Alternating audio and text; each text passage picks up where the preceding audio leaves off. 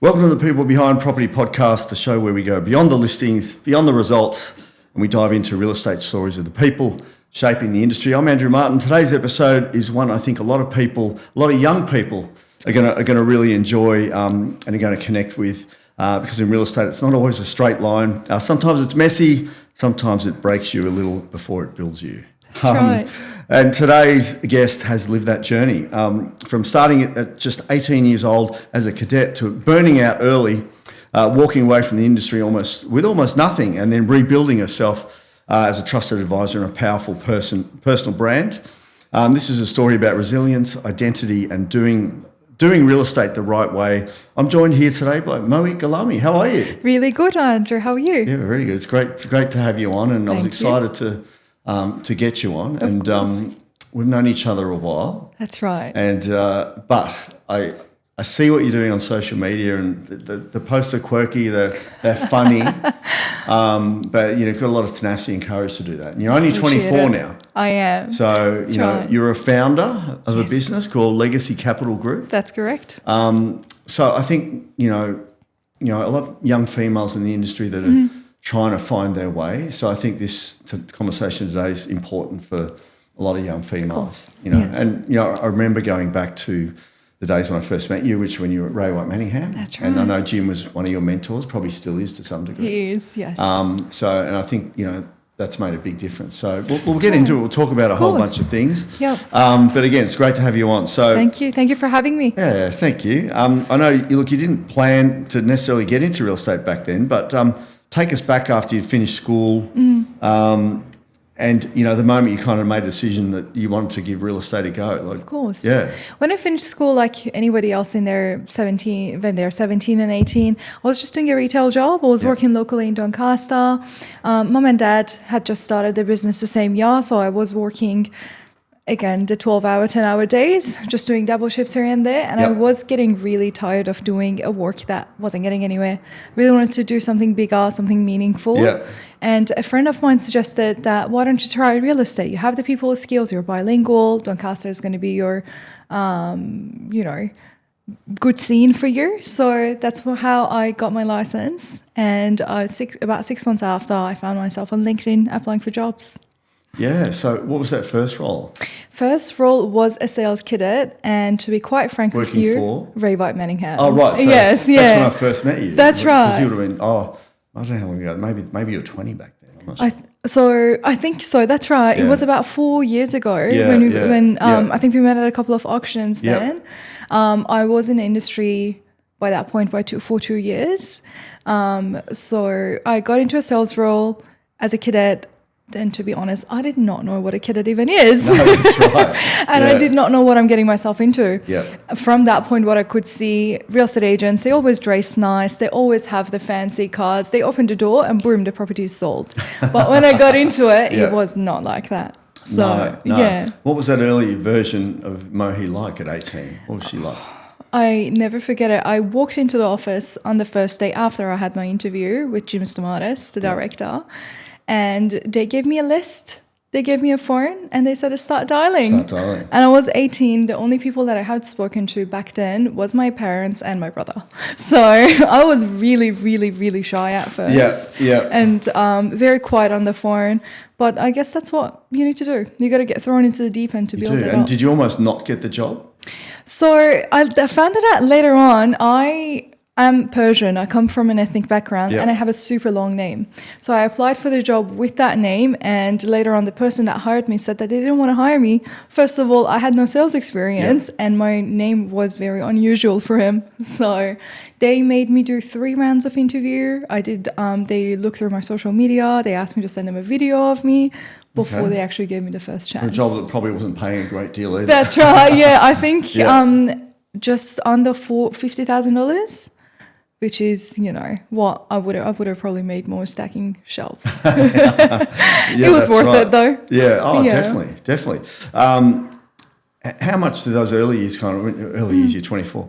How much did those early years kind of shape, where you are today? I think I would not recognize myself if I was to talk to my 18-year-old self. Yep. It's so funny. I still have the intro video that they asked me to send it to them. And sometimes I go back when I get a couple of knockbacks and I feel like I cannot do this anymore, I go back and I look at that video and it just shows me how much this industry changed me for the best. So quite a lot. I'm probably jumping ahead here, but I mean, you're 24. I'm going to keep bringing it up because people need to understand that. Yeah. Somehow you decided to become a founder of a company called Legacy Capital Group. How did that come about? It's so funny. And this is probably an experience that a lot of people share with me when they go through a hard period. Yeah. I went overseas in the Middle East last year and I got stuck there because of everything that happened, the wars and the missiles. And a 2-week trip turned into 3 months. I couldn't leave the country. I couldn't get back. And that made me realize how much I love my life. Yeah. What I've created from scratch, to be honest, because when you're a sales cadet, and Andrew, I'm sure you know this, the industry turnaround time, it's 2 weeks, it's 3 weeks. They come, they see how difficult it is, and off they go. Yeah. It made me realize how much I love this job and how much more freedom and how much more I can build. So I decided to essentially start my own company so I can do more. But you started it over there.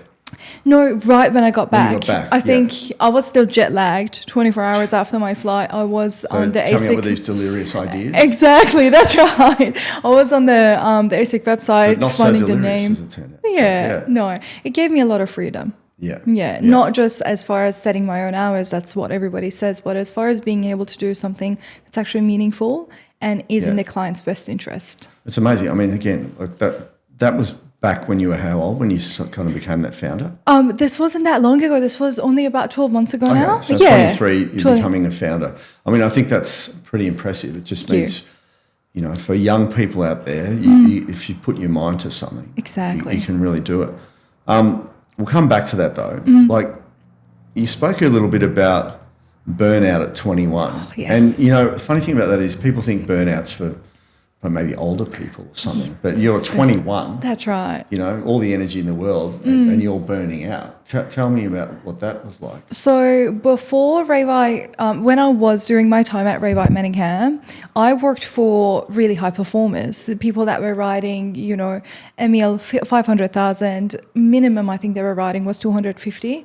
And to be a PA or a cadet at that stage, you're doing all the legwork.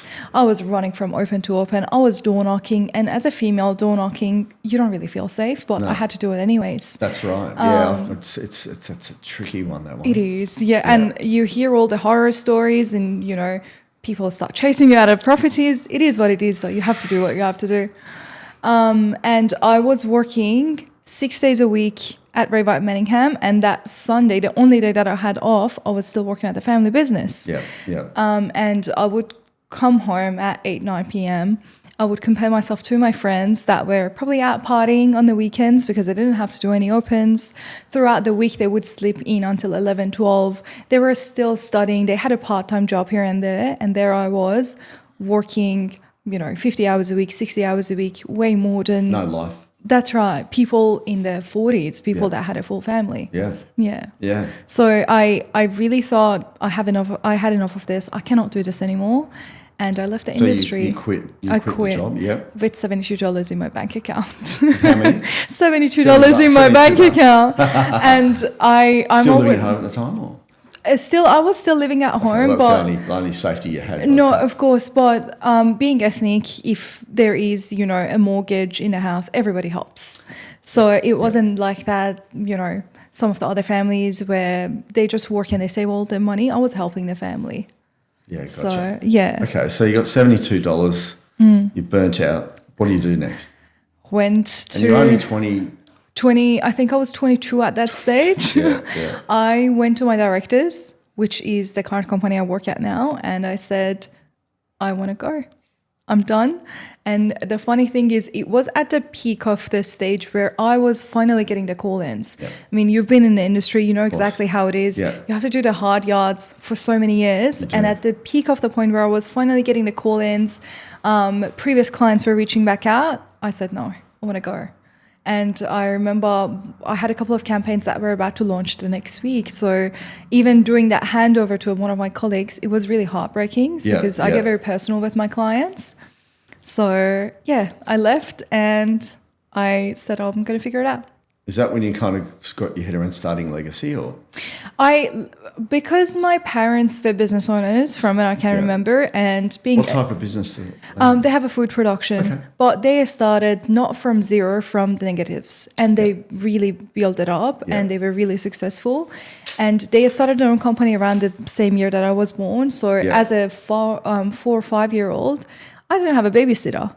We didn't believe in babysitters. So you would go with your parents to those business meetings, and I would just be sitting in a chair in the corner watching them, listening to them. So when other kids were doing swimming and gymnastics, I was attending business meetings with my parents. Things that you didn't realize you were learning. Exactly. And so that idea always was, somewhere in me. I always wanted to have my own business.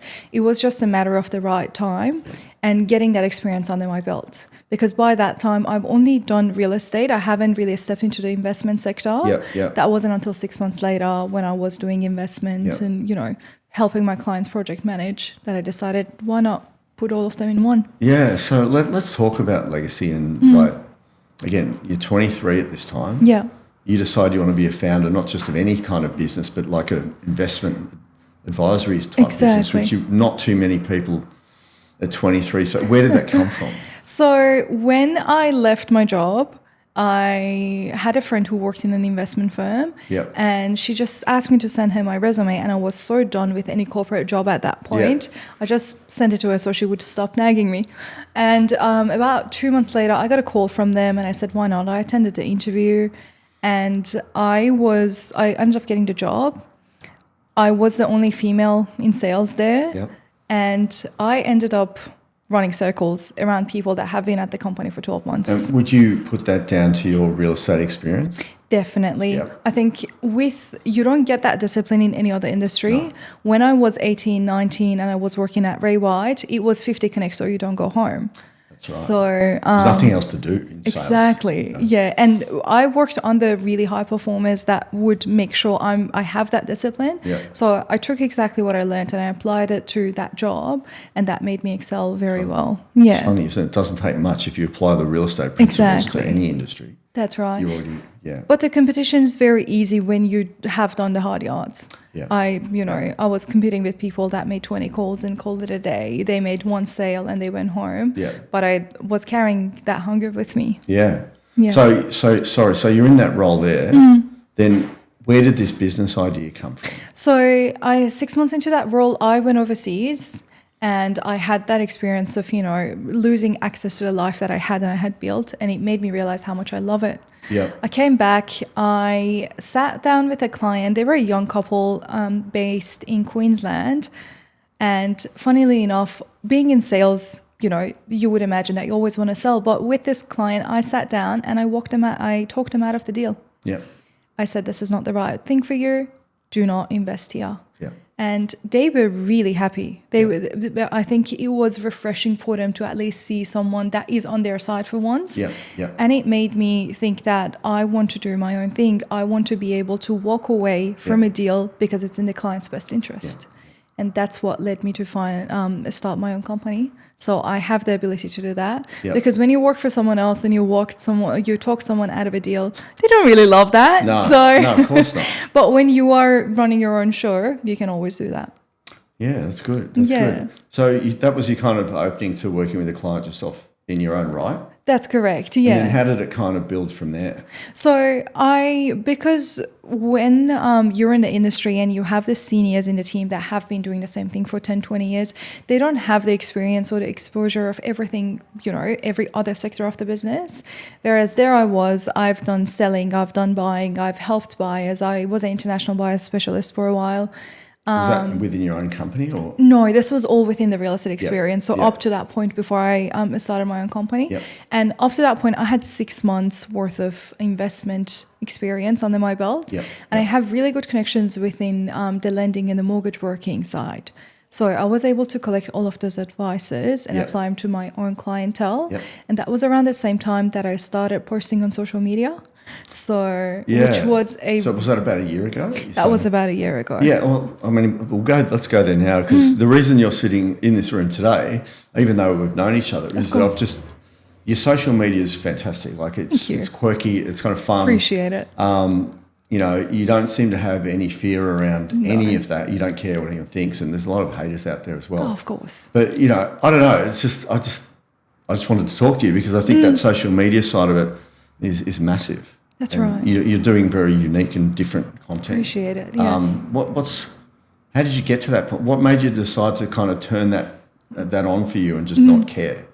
To be honest, I started seeing how much of a positive impact it's making, although some people might not like it. Even to this day, I get so many hate comments, especially on my TikTok for some reason. Yeah. It's very different, but I started You do get seeing... a lot of that on TikTok. TikTok is just terrible. something about it.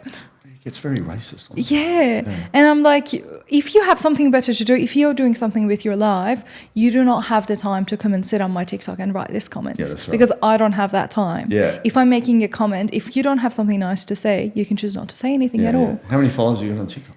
TikTok, I don't have a lot of followers. Instagram is my main platform. I had my Instagram for ages now, but TikTok I just started I see you 12 mainly months ago. on Facebook.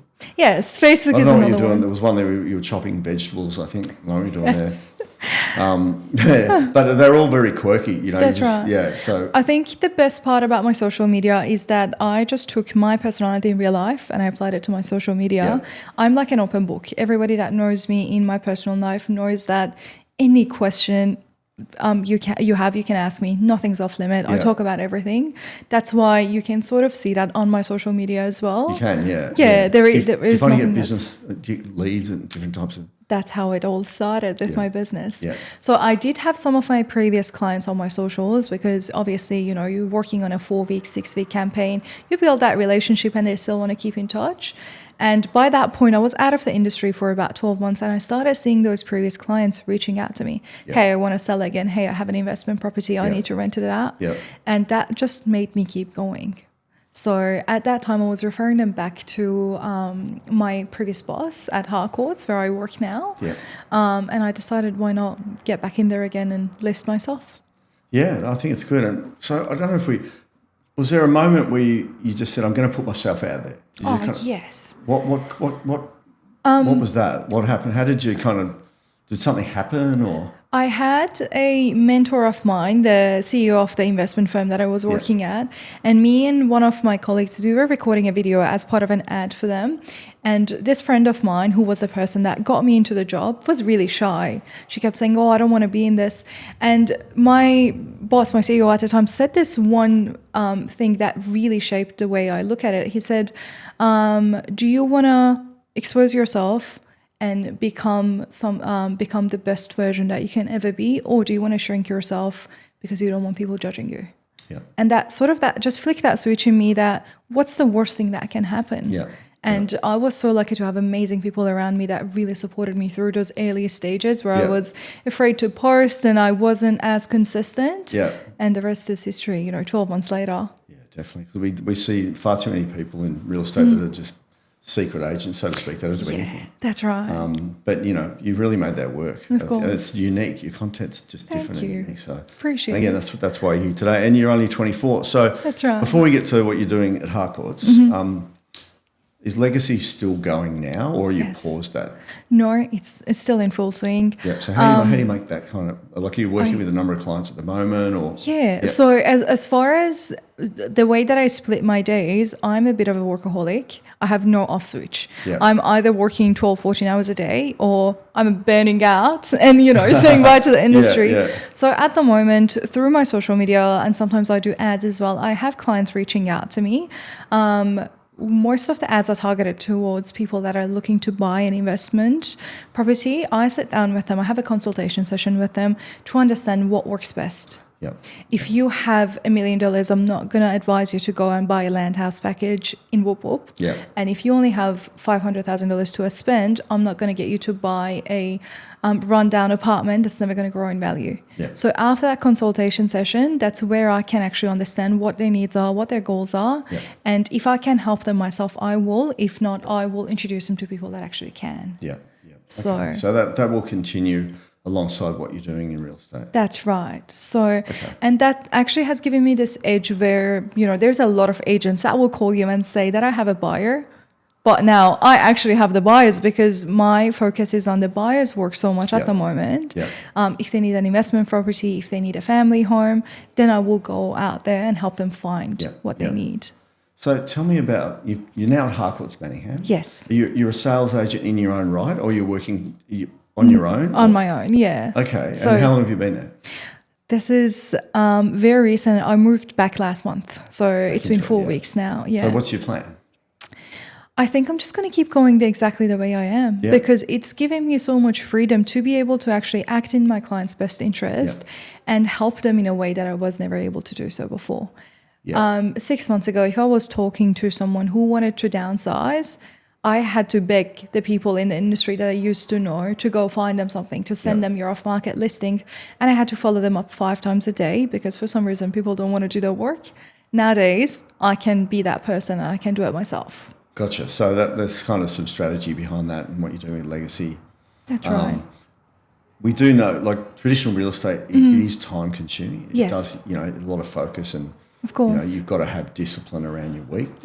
How do you think that will work in with, Legacy and, all that sort of stuff? Being working for the high performers early in my career really gave me that edge and that ability to have really good blinders on. Yeah. So when I get into the office around 8 and 12, all I do is making calls to the sellers to see if I can find a stock needed or if I can speak to someone that they just want to put their house on the market. Yeah.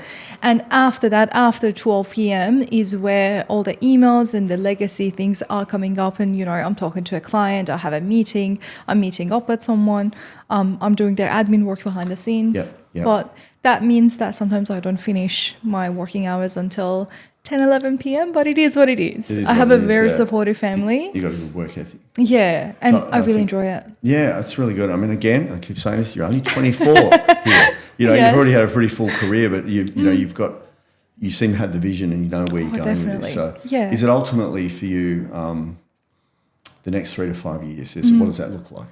I think the next 3 and 5 years, I really want to expand Legacy in a way I would need to get some assistance and some help in there. Yeah. Sometimes it gets really overwhelming when, as an agent, because that's essentially what I am supposed to do from 9 to 5. Yeah. I'm speaking to 50 clients a day and then I go home or after midday. Now I have to open up the emails and the inquiries that came through.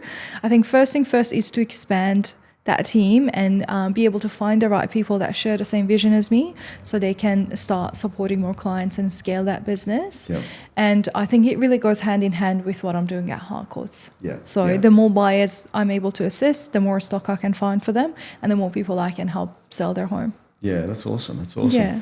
What is you're obviously working a lot. What do you do for fun? Like I did see that one post where you were at a nightclub and I think it was flashing to your day job as well or something. That's the sort of stuff that's really cool, But what do you do? I'm not saying you go to nightclubs. No, of course. Maybe you do. But what do you do for fun outside of? I'm so sorry, Andrew. I hate getting asked that question because I don't do anything. Is that focused on? I'm that focused on work, but what really fulfills me in life is connecting with people. And I know this sounds very superficial, but I really mean it. Yeah. When I walk into someone's house and they're telling me about the time that they went to Europe 5 years ago and they, lost their phone and how difficult it was for them to find their way back home, I love that. I really enjoy that. Yeah. So as far as what I would do for fun, I connect with people for fun. Yeah. Okay. Yeah. That's good. And that's what you're doing. That's right. Are you 7 days a week or do you try and take Sundays off? No, I am still 7 days a week. My job, I'm not really a 9 to 5 person that's sitting at a desk and, typing all day. Yep. As part of my role, I get to go out there, I get to meet people, I get to catch up for coffees. So that's what I do for fun. That's awesome. Yeah. You're a 24-year-old female, you're in real estate, you're a founder. For everyone else out there, for other females, young females, what advice would you have for them? Or if they're coming out of school, they don't know what they want to do. Mm-hmm. There's a lot of distraction out there, as you well know. What advice would you? This might seem very simple. It's the Nike ad, but just do it. Yeah. Just keep going on. Just keep showing up. Just keep dialing. Just put on your blinders and run. Yeah. And that's what I did. Yeah. And I feel like that's made the most difference. Because if I was to sit down, if I was to read those hate comments, if I was to let this life, take me down, I would not be here. And God knows where I would be right now. Yeah, yeah. Advice that you would give yourself as an 18-year-old? You know, is there anything different you would have done differently? I think I would work with a lot less anxiety because my parents were really high achievers. Yeah. And being, you know, the children of somebody who made it so big in life always has that shadow on you. You think, I have to make it up. I have to be that person. I have to live up to my parents, you know. Not that they were putting any pressure on me. They're lovely people, but I feel like everybody else that saw them expected me to at least be half as good as they are. Yeah. And if I could look my 18-year-old self in the eye, I would say, it will work out. Yeah. You got to stop worrying. You just got to, because that energy that I spent worrying and being anxious, I could have spent that on doing productive things. And I feel like I would be way more ahead of where I am today as a 24-year-old. There you go. Yeah. I mean, I think what I get from you is at 24, you really want to do this on your own. Oh, of course. You don't, you know, when you could probably work in your family's business and do all that sort of stuff, but you want to kind of tread your own path. Of course. Yeah. That freedom for me is really big, especially if I'm working 7 days a week. I need to have my freedom, not only to set my own hours or do my own activities, but also to be able to help my clients the way I know is best. Yeah. And to Harcourt's management credit, they have been amazing in supporting me in that pathway. There have been numerous deals that I walked away from because I knew I wasn't the best fit. Yeah. And I just want to have that freedom. If Yeah. I'm helping you, I genuinely know that I am able to help you. Yeah. So what does a normal week look like for Mohi? These days, it's really, really full on, especially ever since I got back. Normal days are probably getting up at around a lot of prospecting. I enjoy it though. Yeah. Before I had that 1 year break out of the industry, I dreaded prospecting. These days, I'm calling, and funnily enough, some people know who I am from my social media. And that's amazing. You don't expect it. You don't expect a gentleman that you've never spoken to who is an accountant coming across your videos. And that was a little bit scary my first week back because I felt like I'm being watched, I'm being seen. Yeah. And that's when I realized it's actually starting to work. Definitely. And as I said, like the content, it is unique. Like you kind of Thank you. You get sucked into it. And that's why you're sitting here again. That's right. I think it's great. I think what you've done so far, congratulations on. I appreciate it. And you're only just getting started, really. That's right. Yes. So, Mohi Gholamy, thank you for being on our podcast today. Thank you for having It's been me. a really good conversation, and I knew it would be. And as I said to you, I wanted to get you here just because of your social media. Of course. So well done. Thank you. I know you've got great things to come. Thank you for tuning in, being a part of it today, and thank you for seeing and watching or listening to the People Behind Property podcast. Follow, like, share, and we'll look forward to seeing you on the next one. Thanks. Thank you, Andrew. Thank you for having me. No worries. Thank you. Thank you.